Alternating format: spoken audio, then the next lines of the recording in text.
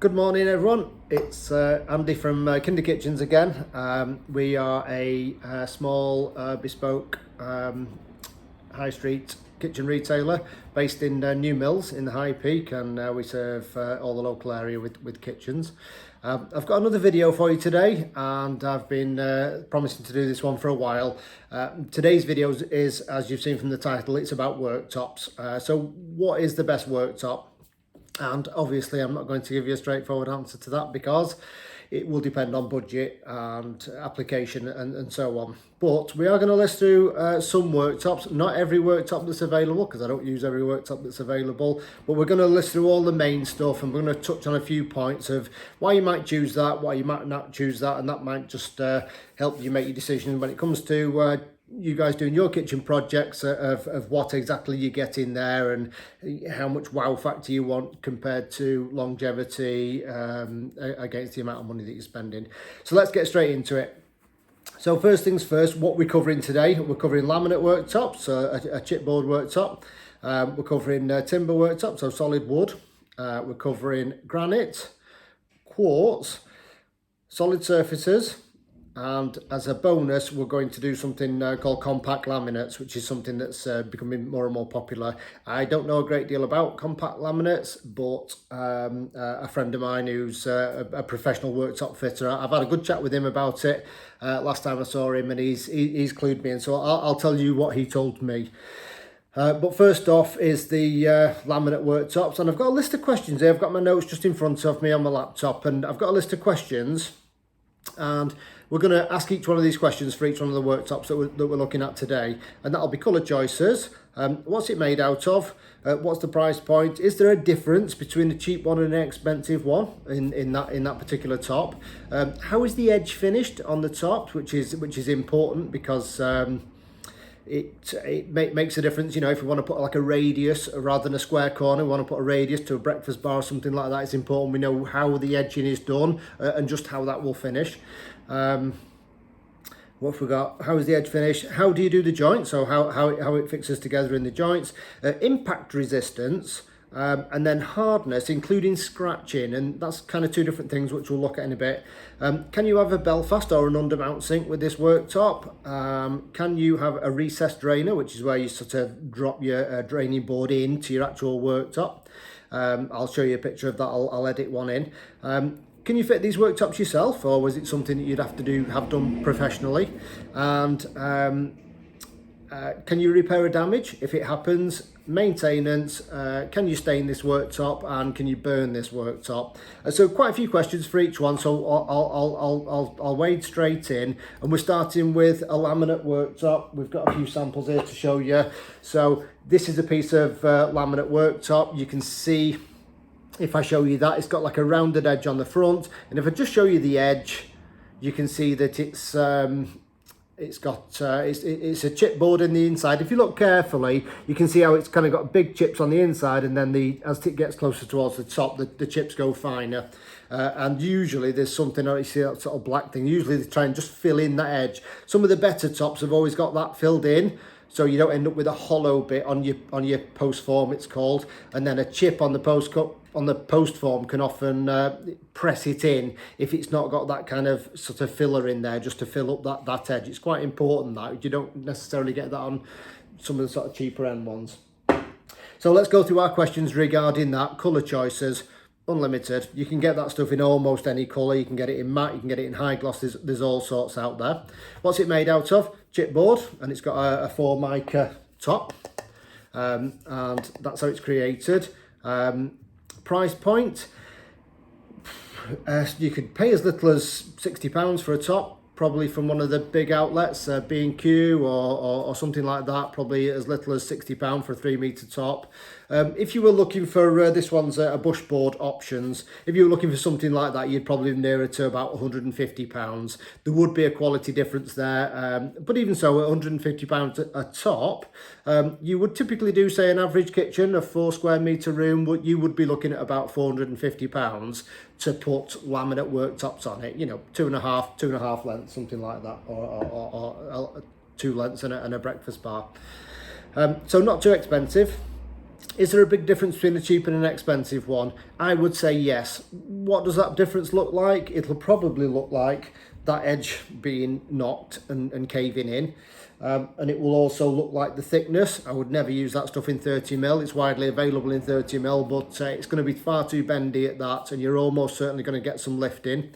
When it comes to doing the joints, we'll cover joints in a minute, but when you've done that joint, if you've not got a decent sort of formica top on it and it's good quality, there's more chance of water ingress in the joint, and that can be a real nightmare because there's nothing you can do about it. Once you get water in that joint, you either live with it or you take both pieces off. You can't rejoint it, or there's nothing you can do with it. It's a bit of a pain, that.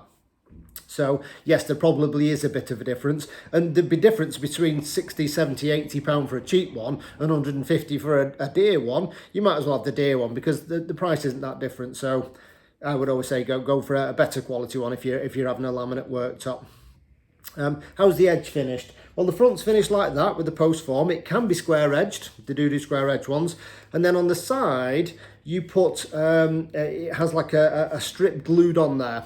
The strip's a bit too big, and then you kind of file the edge. So on the edge, you don't end up with the same round that you do on the front. You end up with a square edge, which is fine if it's just a square edge. But if you were putting a radius on this, you would have to bend that edging tape round until it meets this post form, and then really carefully sort of file it off. And I'll just say it, the best job in the world still doesn't look amazing, because as you file the top off, you can see maybe from the edge of the sort of the very edge of the sort of laminate, it's like a brown colour, the actual, and you'd be filing away the white bit and exposing the brown bit as you really sharpen that edge off to get it smooth. So you'd never get a great finish, and you'll definitely see it. It's not something that you can, it's not great at all for putting a radius on. And even if it's got a square edge on the front, it's better for putting a radius on, but still you're still gonna have to meet that edge because it comes edged on the front, so you're gonna have to join the two edges together and just kind of fill it a little bit. It's gonna be a little bit awkward, and you're never gonna get a great result if you want to put a curve on a corner of a breakfast bar or something. It's not a great application for that. Where would we get to? How's the edge finished? And edging strip, if there's a square edge joint between sides, yeah, that would cover that, is the same. How do the joint work? How do the joints work? So basically you put what's called a button scribe joint on this, which is kind of one of those worktop jigs you've seen, and it has what it actually does is, if you imagine you've got something with a post form on, or any kind of pattern that's not square edge, like a skirting board or an architrave or anything like that, when you join it, you have to join it with a mitre, because otherwise the post form won't meet neatly. There'll be a piece missing. And what a button scribe jig does, it effectively starts the cut at 45 degrees, but then it turns it back to 90 degrees. And you end up with a cut across your worktop rather than going all the way to the corner. If you did it all the way to the corner, you'd need a lot of bolts. The joints would be a lot bigger. You'd have the two sharp edges at the end, which would be easy to break as you're fitting. And the button scribe jig gets rid of all that problems. You can get a button scribe jig for, I don't know, 100 quid, probably a reasonable one. You still need a router and a cutting tool to do it, a 40mm cutting tool. But yes, you can do it yourself if you're careful, and then we'd put some worktop bolts in the bottom, screw it together again. You'd use the same jig for the worktop bolts, put it together. You have a jointing compound which goes between them. You rub it really well into the chipboard, put them together, bolt them all up, get it nice and flat. And generally speaking, it can fail. Generally speaking, it works quite well. So it's a reasonable method of jointing. Impact resistance. Good. Certainly on the top, it's pretty solid. The only place that you're likely to cause a problem, particularly with a sort of cheaper end one, is on that post form. If this kind of, if you imagine there was a hollow bit behind it and you just happen to catch it there, there would be nothing to stop it kind of caving in. So, but generally speaking, it's quite good. Hardness, including scratching. The hardness is good. The scratching is quite good if it's matte. If you go for a gloss, A gloss finish on there, you will not even get it fitted without putting a few scratches on it, because it's very, very easy to scratch. Gloss laminate worktops are hard work when it comes to fitting them. And of course, going forward, you will definitely have lots of scratching on. Still tough, but very scratchy. Matte, fine. Can you have a Belfast or an undermount sink? The short answer is no. Yes, you could cut it out. You could use a jig to cut it out and sit it over the top of a Belfast, but then you'd have to wedge all these edges going round. It's in constant splash of water. It's going to fail. I'm just going to say it. It's not an application that's going to work for undermount sinks or Belfast. Technically possible, but it's not going to last very long. Can you fit it yourself? Yep, all you need is a worktop jig and a jigsaw, so yes, you could do this yourself. A little bit of instruction from YouTube and you'd be good to go. Can you repair a damage? Yes, you can. There are products available on the market where if you put a big damage in this, you could, I'm saying a hole of some kind, or chipped it. There are products that you could put in there to fix it. Won't completely get rid of it, but you can kind of get away with it. Staining? No, you're not going to stain that. It's Formica top. It's pretty much completely not going to get stained at all. Burning, can you burn it? There's a lot of videos on YouTube about people trying to burn worktops with pans, basically heating pans up to super hot temperatures. They're putting them on granite, they're putting them on quartz, they're putting them on laminate. You know what? You'd be surprised at what you can get away with. I'm not telling you to put a hot pan on straight on any worktop, because that would be daft. But you can actually put hot pans on that and get away with it. You would probably be okay, but I wouldn't recommend it. But certainly for, you know, if there was an accident or you accidentally put something down and it was sort of semi-hot, you'd be fine. It would be absolutely no problem at all.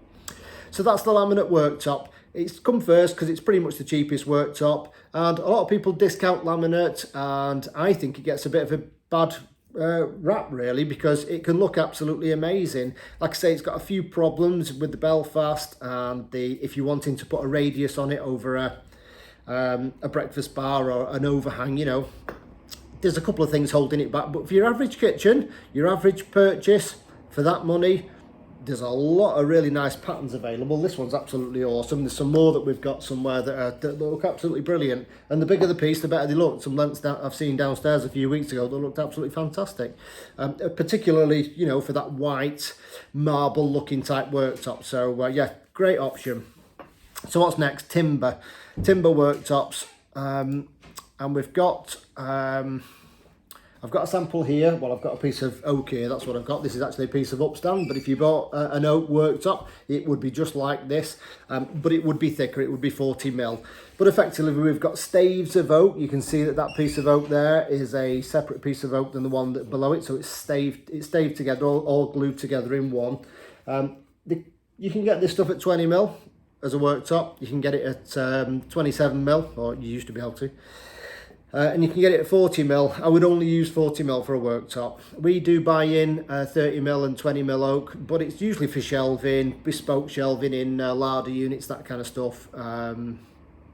Or maybe a worktop just in, you know, inside a larder or something you might see on our website, that kind of larders that we make. But if you're just going to put it on your worktops, 40mm every time for me. And then basically you're going to oil it, sand it down and oil it. So let's go through the questions. So your colour choices. There's quite a few out there. Oak makes way the best sense. It's not so dark that it shows the scratches, but it's not light either. Some of the woods that are out there drink gallons of water. They're very difficult to machine. If I was going to deviate away from oak, it would be for a darker one, definitely not for a lighter one. Iroko, and there's a few walnut, a few darker worktops. If you've got quite a pale door, it can look quite effective. But the money's on oak really. That, you know, it looks the best, and it you know, it's like I say, it's hard enough without being impossible to cut, and it gets a great finish. So I think as well, and I'm sure they sell more oak than they do any of the different woods that are out there.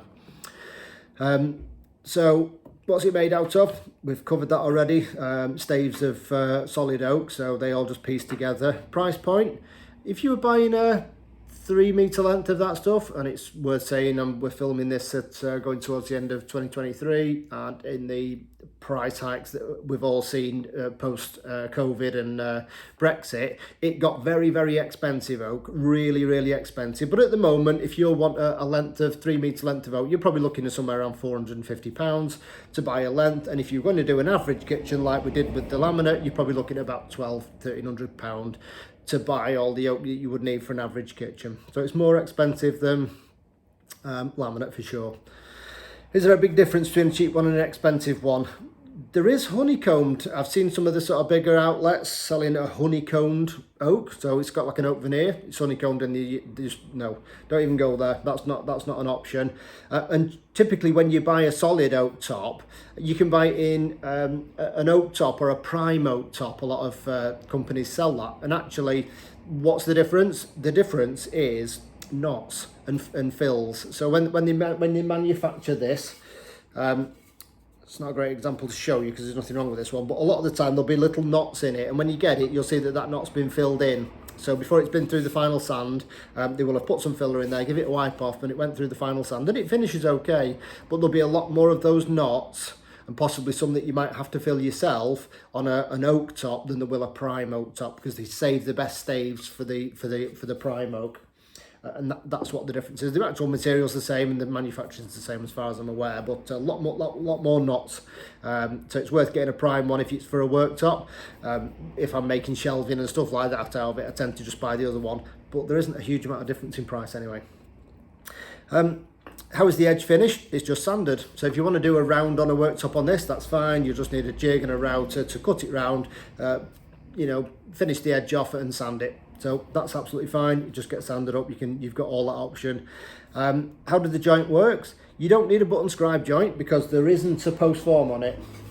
So we don't need to do it on a 45-degree angle. We can just get two pieces and stick them together. It's as easy as that. We'd use the same bolts method as we did with our worktop. So you'd need a worktop jig to form your bolts. Actually, you wouldn't. You could make one with a jigsaw actually, just to do bolts. And you would just put PVA glue in there and give it a sand up, and you might use biscuits if it's a little bit warped, but you don't have to.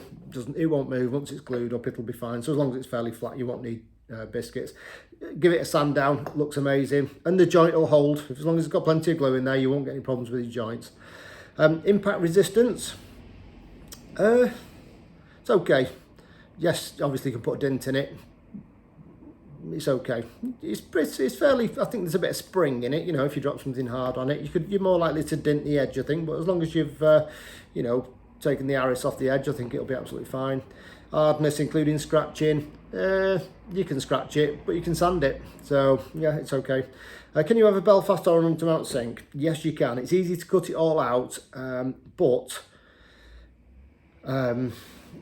you have got that, if you're going to put your draining grooves in your worktop next to your Belfast, you'll have to keep it dry. I'll just say it. Yes, it'll work, but you'll need to wipe that thing down every time you use it. Otherwise, you'll start to get black marks where the water's going in past the oil. So yes, it can be done, and lots of people do it. We get asked for it all the time, and I usually say the same thing to people. Yes, but you're going to have to look after it, really look after it. You've got to look after oak a bit anyway, which I'll touch on in a minute, but you're really going to have to look after it if you've put a Belfast or an undermount sink in.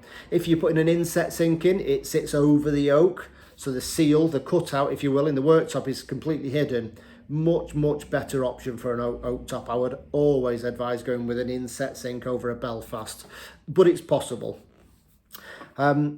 Scratching, recessed drainer, not really. You can't really you can put draining grooves in, but you can't recess the drainer down because it would be very difficult to do with a router. Technically possible, but I wouldn't like to have a go at it myself. Can you fit it yourself? Yeah, if you've got a few joinery skills, you can probably pull that off. Can you repair a damage in it? Yeah, you can, literally, even to the point of dropping a router and cutting a disc out of it, making a disc and popping it in there. You'll never hide it completely, but yeah, you can repair it. Maintenance, sanding. How often? Every couple of years, average house. Sand down. You wouldn't even use sandpaper. You just want a handful of wire wool. That'll be fine. Give it all a good down. Get rid of all that roughness. When you feel the the kind of grain just sort of a bit prickly on the top, and it's all kind of bending up a little bit, that's when it wants to sand. But like I say, you won't even need sandpaper, just a good handful of wire wool. Go all over it, give it a nice, make it nice and smooth again, give it a good dust off, pour some worktop oil on there, and I just use the same piece of wire wool and rub the oil in with the wire wool, and that's it. Make sure you cover the whole thing, and then literally as soon as you're putting it on, get yourself some blue roll, or something that's going to absorb some of the oil, and wipe it down. And when I say wipe it down, I mean wipe it down. Do not leave any surface oil at all. If it's not soaked into the wood, get rid of it, because all you're going to do is end up with like a varnish. It won't look oiled, it'll look like it's been varnished because there's too much oil on there, and it feels sticky and dirty, and yeah, it's a poor finish. You shouldn't be any oil. The really important tip, that once you've put your oil on, get rid of it. Really go to town with your paper towel and wipe it so there's nothing left on the surface at all, and it's oiled. That's it, it's done. So that's how we do that. And like I say, you're probably looking at every couple of years, maybe a bit more often around your sink if you're a bit messy or a bit slapdash with the old water. So staining, yes, you can stain it, and you're most likely to do it with water by leaving drops of water on there. And bean cans or anything that's going to start to oxidize or rust, you put it on there, leave it 24 hours. Just the moisture that was in the oil, the worktop, and in the air will be enough to make that start rusting, and you'll get a rust mark left afterwards. And it can penetrate quite a long way in. So do not leave anything on there that's going to go rusty. Otherwise, you're going to have a hard work getting rid of it. And burning, yes, you can burn it. Obviously, you can burn the oil and the top, so you would definitely want to not put anything hot on an oak worktop. The good thing is you've normally got some left over. You can make yourself a chopping board or something. That's what I've done in my house. Made myself some nice chopping boards, and just to cover the edge of the worktops. Okay, so that's oak. Granite. Let's have a look at a piece of granite. I've got a real old school piece here. So that's a piece of stone. It's called Silver Galaxy, and I'm sure lots of you had that on your worktops back in the day. It's very popular at one time, when black worktops were very popular. So what is it? So colour choices. Your colour choices are only what comes out the ground. So this stuff's been dug out the ground. It's been cut, probably abroad, fetched over here, polished, and then it gets templated for your property. Someone comes in and templates your kitchen, and then it gets manufactured, either hopefully at the factory, but if you bought from one of the bigger stores, then they may even be doing it at your own home, cutting it at your own home. So the only colour available that you're going to get is what stones are that colour, basically. And it's worth noting that we're in a time at the minute where white worktops or marble-esque worktops are very, very popular, and there's not many white worktops not many white granites out there. There's very, very few. You're going to find a lot more blacks, dark stuff. So yeah, not a huge amount of colours. So what's it made out of? It's made out of granite, obviously. It's what it is, a natural product. Price point. For your average kitchen, I can't give you length prices because it's a huge variation. I say a huge variation, not a huge variation for granite, but what is the price point? If you have got an average sized kitchen like the other examples, you're probably looking somewhere around about £3,000 upwards to put a set of granite worktops on it. And that includes somebody templating it and installing it for you. Somewhere around there. Between 3 and 5, let's say. Is there a big difference between a cheap one and an expensive one? Well, no, but yes. Because they're all different stones that were created under different, I'm no geologist, but under different geological circumstances. Some of them, you chuck it on the floor and it'll bounce straight back up, and other ones you chuck it in there, it's in a million pieces. And it's nothing to do with manufacturing, because it's not been manufactured. It's been dug out the ground, so you get what you get. Are they all fine in the kitchen? Yeah. Yes, you can damage it in your kitchen, but you can damage anything in your kitchen. It's not like it hasn't got some property that nothing else has got, but it's more than adequate. It feels great, gives you a great finish. If you're going to go for a really dark one, you're going to have a lifetime of wiping smears away. So make sure there's always a little bit of colour. We used to do one back in the day called I think it was Angola black or something. He had a little bit of spark, not a sparkle, but a little bit of fleck in it. And it just about was enough to not get smearing. I think Absolute Nero was one from back in the day. It was really dark, very popular, but the smearing can be hell. So yeah, I would just be careful of that. But other than that, it makes it a good solution. How is the edge finished? It's just polished. So typically, if this was your worktop, that edge would be that'd be just mited off and polished on the edge. So you can do all your curves. Everything is absolutely fine. How is the joints done? They just put the thing together, level it all up. They put like a resin in there that's the same colour as the worktop, so it matches. It's not an invisible joint. You can still see it, but it's pretty neat. And very rarely do they fail. If it's failed, it's normally failed because the units weren't solid enough afterwards, and they've moved a little bit, and it's left all the pressure on the joint, or your decorator's come in and stood on it. I know that's happened a few times in the past and it's moved, but usually it can be put back again. You just get your granite company back in, they'll come back in, wedge it, redo the joint, and it can be redone. So it's not like a granite, a laminate worktop that's goosed once it's goosed. Impact resistance, pretty good, but you could chip the edge. Hardness, including scratching, pretty good. I have to say it's quite tough. You can scratch it, but it's pretty resistant. Can you have a Belfast or an undermount sink? Yes. No problem at all. Can you have a recessed drainer? Yes, no problem at all. Can you fit it yourself? Not really. I wouldn't recommend it. It's like I say, some companies do fit on site, but they're skilled and they've got the right tools. You can't really do this. Can you repair a damage? If you chip the edge, you could get somebody out and they could kind of try to polish a bit more off and increase the size of the sort of angle that you put on the corner. That's one option. And it usually is on the edge that it's chipped. Can you fill something that you did in the middle? Yes, you can with a type of resin. There's limitations as to how good that would be, but it's possible, but it's not ideal. Maintenance, none.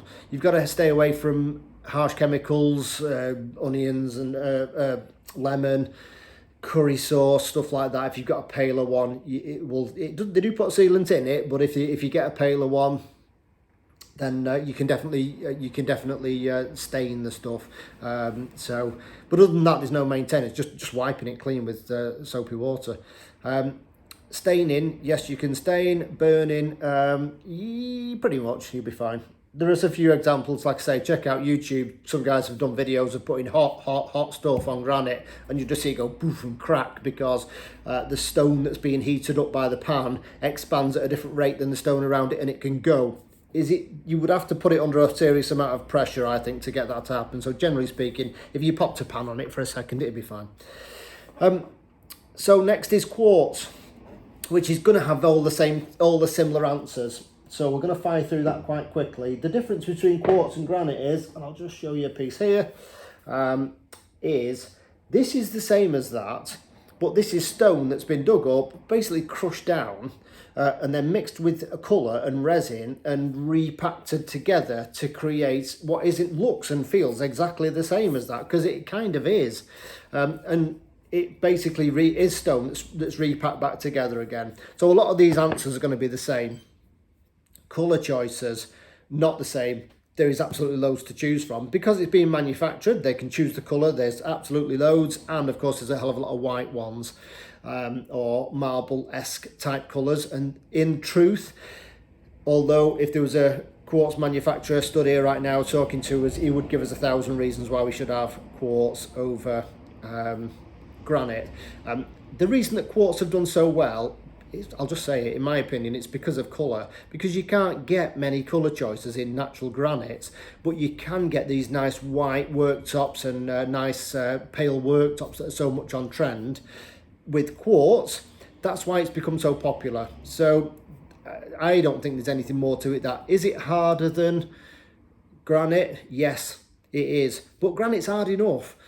So yes, it is better, but I think that most of this sort of popularity is down to colour choices. It's certainly why I've got a quartz on why I've got quartz on my kitchen, is because it's, I wanted that nice white colour to contrast my kitchen doors. So yeah, colours are unlimited. What's it made out of? We've already covered it. It's made out of stone and crushed back together again. Price point, it's a bit more expensive. If you imagine you've got all pretty much the same costs as granite plus manufacturing, so you can add that cost straight on there. If you want to do your kitchen in this one, I don't even know how much this costs. Looks like a group 4. They're usually priced in groups, quarters. It can be wild. I mean, I'll just say it can be wild. £7,000 or £8,000 for worktop for your kitchen. Starting point, sensible prices, 4,000, maybe slightly less for a few. You tend to find the main manufacturers. Who the big manufacturers of this, but you'll also, with maybe kitchen companies, and if you go into a granite yard somewhere to buy some quartz, you'll find stuff that they import themselves, so it'll be unbranded. In my personal experience, there's not a lot of difference. What they'll say is there's a lot more stone in the good stuff and less glue. Does it matter? Not £5,000. It doesn't matter. £5,000 would be my argument to that. Obviously, if you've got an unlimited budget, you would have the best, because there is a difference. But would you still have a cheaper end quartz? Yes. I would be more interested in the people that were doing it than the quartz itself, if that makes sense, because the templating is a complex process. You want experienced people. The installation is important. You want experienced people and a bit of aftercare. So if it's a fly-by-night job and it's a cheap quartz, that would worry me. If it was a reputable company but it was an unbranded quartz, that would be fine. I'd go with that any day of the week. So yeah, be more careful. I'd be more careful about the supplier than I would be about the quartz itself. But about £4,000 upwards was the answer, and the sky's the limit for pricing on that one. Is there a big difference between a cheap one and an expensive one? I've just covered that. How is the edge finished? It's just polished, the same as granite. How do the joint works? Same as granite. Impact resistance, as good as granite, probably better. Hardness, yeah, slightly better again, probably. Can you bell fast under mount sink? Yes, you can. Can you have a recessed drainer? Yes, you can. Can you fit it yourself? No, not really. You'd have an expert do that. Can you repair a damage? Same as granite, yes, but it's not. But it's ugly. Maintenance, same as granite. Pretty much keeping it clean, that's fine. Don't walk around on it. Staining, yes, you can still stain it. It's probably more stain resistant, particularly the more expensive ones are probably a lot more stain resistant than granite is. They have to do that because there's so many pale designs, but it can still be stained. So that's the thing. And burning, same as granite, I would have thought. If you had a little misdemeanor with a pan, you'd be fine. I certainly wouldn't sit there with a blowtorch on it. Solid surfaces is next, so let's put that granite down and we're going to talk solid surfaces, and these are an interesting one because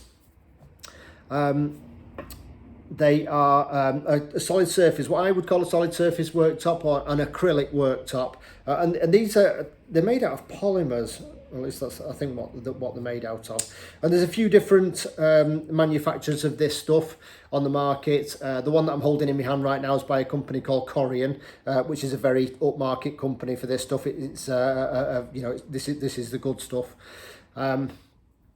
We have a supplier locally that deals with all this, so typically you would have an expert come and fit this in the same way, because it needs to be manufactured, templated to your kitchen, manufactured. So yeah, there's quite a lot involved in it.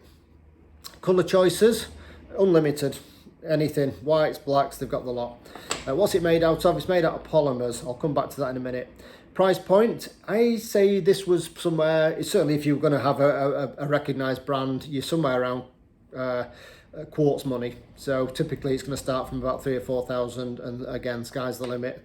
There are cheaper options available, but I would be, again, similar to the other one, you want a good company doing it as much as the product itself.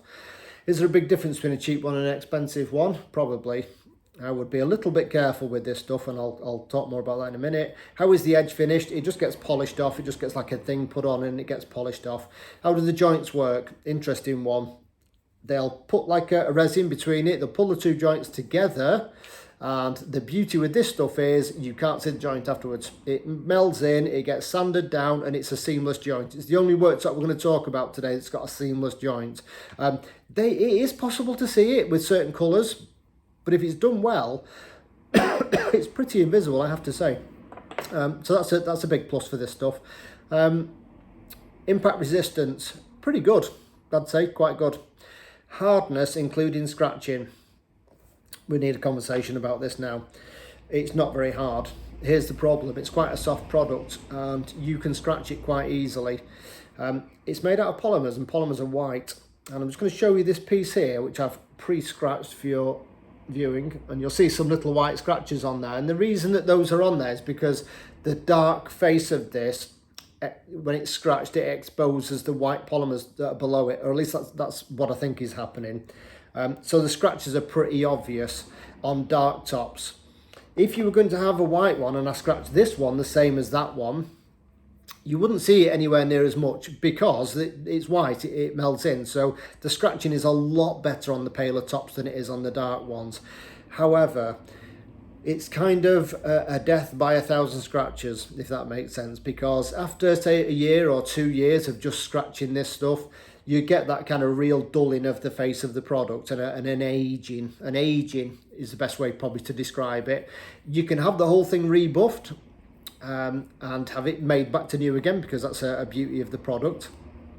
But if I'm paying quartz money anyway, for me, I think you're probably better off with quartz. That's just my personal opinion. A lot of people really like this stuff. It does give a much sort of matte, a nice matte finish to the worktop. You know, you can't achieve the look of this stuff with granite, but it is a little bit soft. So I'll just leave it there.